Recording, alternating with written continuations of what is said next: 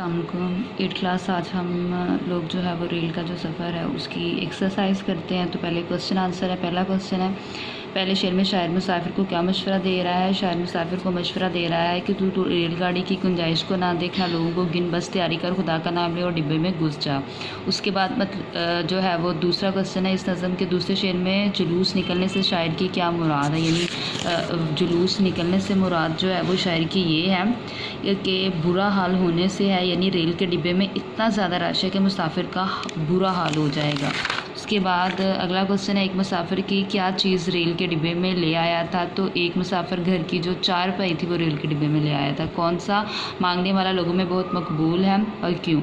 चिमटा बजाकर मांगने वाला लोगों में बहुत मकबूल है क्योंकि वो गाकर भीख मांगता है और लोग इससे महजूज़ होते हैं, यानी लुत्फ़ अंदोज़ होते हैं। रज़ाई में बैठे हुए मुसाफिर का क्या हाल था।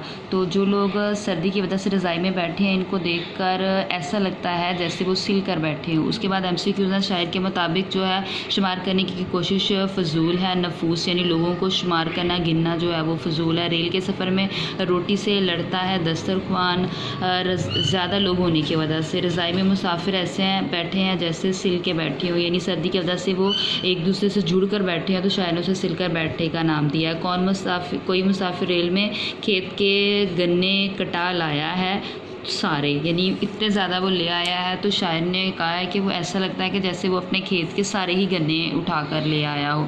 रेलगाड़ी में हजूम के बाद सुराही से लड़ता है घड़ा। तो दर्ज अल्फाज के हम लोगों ने मानी लिखने हैं। पहला है नफूस अफराद, मोर्चा बंद, छुप कर हमला करने वाला, अवामुन्नास आम लोग, मकबूल, मशहूर, आशनाई, वाकफियत, मरदमशुमारी, आदमियों की गिनती। उसके बाद मुतज़ाद अल्फाज हैं,